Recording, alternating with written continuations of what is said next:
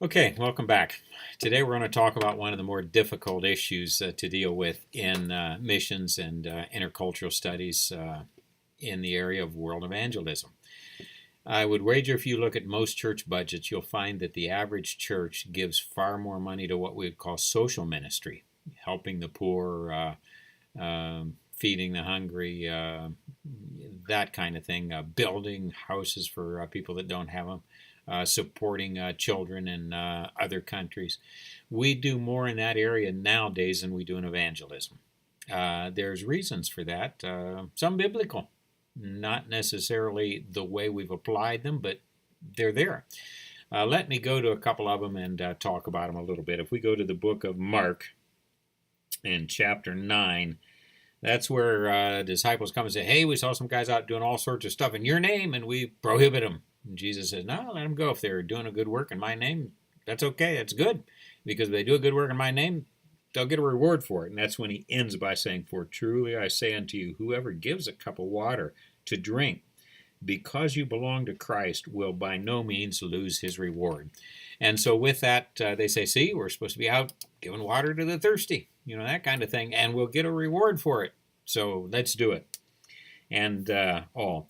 Now, along with that, we find that in other situations, Jesus is talking about the final judgment, and he's dealing with the issues of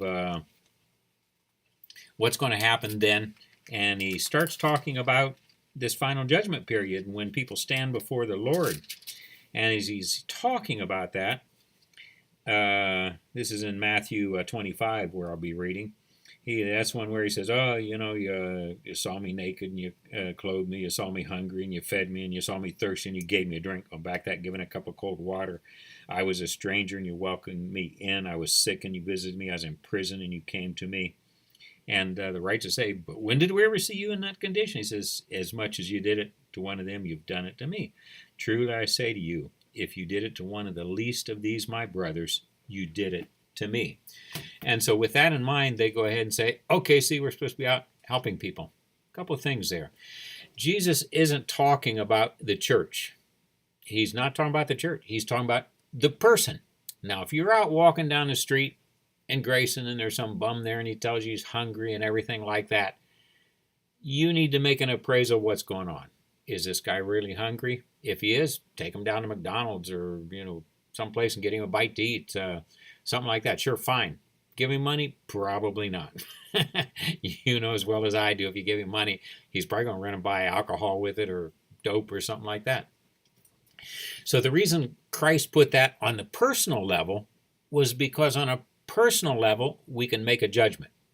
On an institutional level, we can't.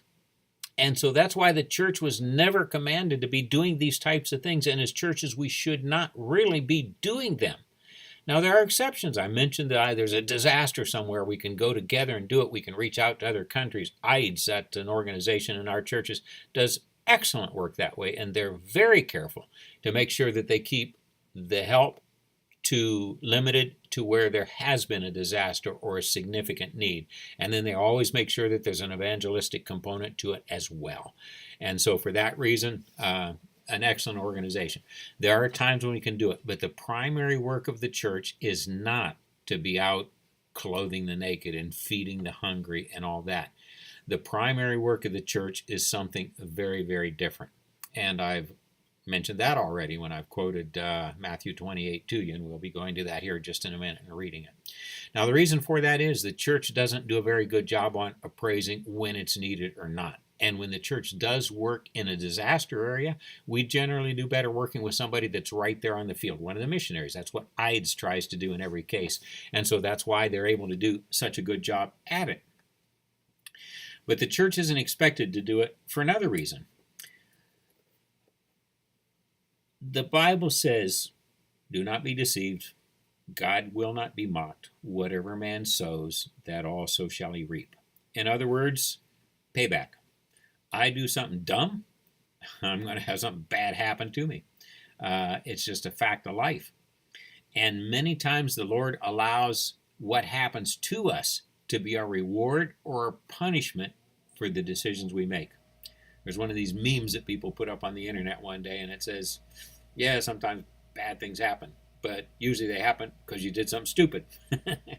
And usually that's true. You do something stupid, something bad's going to happen. And so when people in another country, we see them and they're suffering and they're in terrible poverty and the kids are running around naked and all that, why? What's going on there? In most cases, it's because dad has 2 or 3 other women out there that he's trying to provide for, and he can't provide for one, let alone 3 or 4 or 5, and yet that's what he's doing. He probably earns his paycheck and runs right down to the beer joint and spends 90% of it on alcohol and on prostitutes and things like that. And so when he comes home, there's no money for the kids. All right, we go and we see these poor kids standing there naked, and there's a wife, in tatters, and they're living in this little hut and everything, and it touches our heart. It does. The Bible says, hey, you see them naked, clothes. Okay, we're going to give them all these free clothes. See them hungry, we've fed them. Okay, we're going to give them free meals. And what are we doing? We're simply giving dad more money, free money, that he can spend on alcohol and on prostitutes. And he's going to come home and beat the kids and beat his wife and everything else, drunk like usual. We have not solved the problem. And we leave, and pretty soon those clothes are going to wear out, and they're going to eat up that food. And if we build them a house, it's going to start running down because they're not taking care of it. So we really haven't helped them when we give them material things when the problem is a spiritual problem. What we need to do is go to the very root cause of this poverty and deal with it. And how do we do that? Well, let's go again back to the Bible. And I've quoted Matthew 28 to you a couple times already, I think at least once or twice for sure. And I want to go back to it again. Now, Jesus has been on this earth for some 3 years doing ministry, 33 years roughly, on this earth. But comes to the final period. He's crucified. He is in the grave for 3 days. He resurrects from the dead.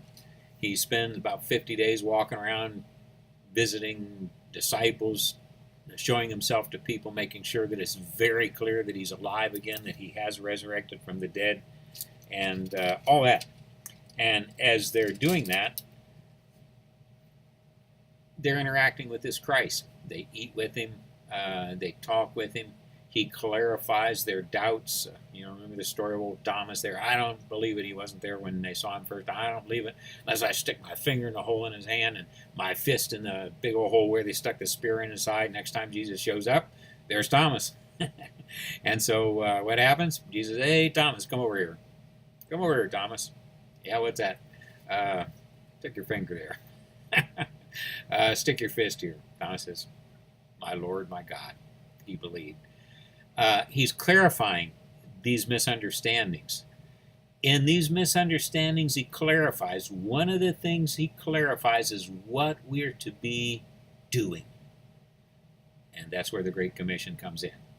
He's talked about this thing, giving a cup of water. Now, how can we give a cup of water? How can we clothe the naked? How can we feed them? Sure, we can do it by walking up with a bag of food, a bag of clothing, something like that. That helps for a day, 2 maybe, 3, week or 2. Yeah, that helps. But we're not going to be clothing them. We're just going to be putting a Band-Aid on it. If we're going to be clothing them, that's taking care of the problem. That's providing clothing for them forever. And how are we going to do that? Well, it's not by giving them the clothing. It's by taking care of whatever caused the poverty that has caused them, the children, to be left running around naked, malnourished, in rags, hungry. And how's that going to happen? We've got to convert the father and the mother too. We've got to make dad the provider who cares for his family, who's not out wasting his money, who's not out in debauchery, squandering everything he worked so hard to make. We have to convert the mother so that she's taking care of those children to make sure they're not filled with parasites by being somewhat clean around the house. And you can be clean in a house that even has a dirt floor. I've seen it many times. And so by being clean, she's helping take care of their health. And that's the way we help. How do we do that? Well, that's where we go back to the Great Commission. That's that verse that's in the Bible 5 different times, as is typical. The first time it's there, it's in its most complete form, and then we find it in maybe different types of ways in which it might emphasize something that's either left out or just barely touched on in the first one, something like that. So let me read it here out of the first time the Great Commission appears in the book of Matthew. It says, "Now the 11 disciples went to Galilee, to the mountain which Jesus had directed them. And when they saw him, they worshipped him, but some still doubted. And Jesus came to them and he said, 'All authority on heaven and earth has been given to me. Go, therefore, and make disciples of all nations, baptizing them in the name of the Father, the Son, and the Holy Spirit, teaching them to observe all things whatsoever I've commanded you. And behold, I will be with you always, even to the end of the age,' or the end of the world, as some translations put it." So here Jesus gets to the crux of the matter. How are we going to do all these things he told us to do during his lifetime of ministry? We're going to go preach the gospel. And that's going to clothe the naked, because it's going to make the provider a provider and not a squanderer. It's going to make the caregiver a person who cares and then gives care by bathing them, by making sure they're drinking boiled water, clean water, things of that nature. So that's how we do it. We have to go out and we have to be preaching the gospel. And in that way, we solve these issues. And as we are going, yes, if you see a particular case where you know what's going on and you can make a judgment, be helpful. The Bible says, somebody asks you for money, if you can, give it to them. Don't loan it to them, give it to them. And I've done that many, many times over the years, as many people can attest. What we don't want to do is create dependency. Because once we have created dependency, to the degree to which we help people in a dependency scenario, they will hate us. And you only have to look at the countries in the United Nations and how they talk to and about America, and then go down the list of the countries to whom we've given the most money. Where we've created the greatest dependency, in most cases, we have also created our very worst enemies. And that's the way it is for the church, and that's the way it is on a personal level also. Now, I'm going to end by telling you a story here again. I was out doing some calling and some visitation, sharing the gospel once. And there was a stream that went down through the middle of town. And in many cities in Latin America, they didn't have sewage treatment plants. And anytime they built anything, they just run the sewers to the nearest creek and dumped it in there. And these beautiful little streams became open sewers very, very quickly. Well, they smelled so bad, and they were full of rats and vermin and everything else, so people tried to stay away from them if they could. But if you were absolutely destitute and had nothing whatsoever, you built a little tar paper hut on the banks of that open sewer. It's the only place that you could live because you had nothing. I was walking down one of these open sewers, sharing the gospel with people that lived there.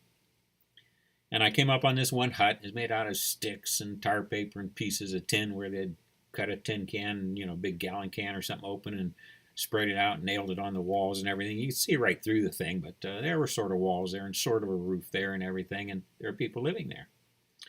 Well, I stopped and talked to those people. And as I stopped and talked, first of all, there's all this scurrying going on and everything. Well, what they're doing is they're getting dressed, and because they were running around in their underwear. Well, as they open the door, and their clothes are all wet. Well, why are their clothes all wet? They'd come home from school. They washed their school uniforms, the only presentable clothing they had. And so even though it's just washed and they didn't have a dryer, so it was hanging on line dripping wet, when I showed up, that's what they put back on. So here all these kids running around their dripping wet school uniforms, and they bring me a cup of coffee to drink and everything, and talked to them a little bit. I found out that things are really, really bad for them because the father had recently abandoned the family. He wasn't a very good father anyhow. So he's drunk and running around with other women. But he gave him a little bit of money and all that. Well, he took off with some other woman, a younger, prettier model, and left this family with absolutely nothing. She had started working in domestic service, which was the lowest paid job there was, and very unstable and all that. That family became Christians. They became very faithful Christians. The mother was illiterate, but she would listen to that sermon and she could repeat it back to you word for word. She had people read the Bible to her, and she would memorize big sections of the Bible, and she could quote almost any verse in the New Testament to you. You'd start reading it or saying it, and she could finish it. She made sure they never ever missed church, and those kids knew from day one, once they became Christians, they were Christians, and they were committed. And it could be pouring down rain. They didn't have umbrellas. They'd get garbage bags and stick them on their heads or whatever they do, but they would go to church walking, maybe a mile almost to get to church, and they never missed. It wasn't a question of where they were going. It might be how wet they were going to get before they got there, but they went. As she started working then and was a Christian, she started acting like a Christian. She was cleaning a house one day, and as she swept out came a roll of money from underneath the bed, just laying there. Now, before she'd have stuck it in her pocket and taken it home. I mean, might as well. She's poor. These people are rich and all. This day, she takes the money and lays on the table. She says, hey, I'm embarrassed, but I was sweeping. This came out from under there. It's all there. You can count it. Well, they didn't know what it was because the father had come home drunk, fallen out of his pants, laying there. He didn't know what he had in his pocket. He didn't know if he had been robbed at the bar where he's at, whatever. It just was gone. There's the money. Well, they said, wow, that's pretty good. Wow, we got an honest maid. That never happens. And what they do, they brag to their neighbors about this maid giving money back. And you know what happened? One of the neighbors offered her twice the salary to go work for them. And little by little, this lady started progressing. They moved into a house in a poor section of town, but an actual house, not a shack like what they were living in. And things just kept going better and better for her as she developed a reputation for being a very good cook, for being very honorable, just a good person.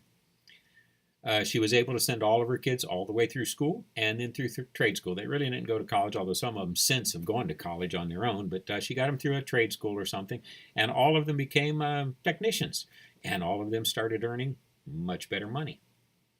Now the grandchildren are coming along, and they're finishing high school, and one's a lawyer, and another's an engineer, and they're college-educated professionals. 3 generations.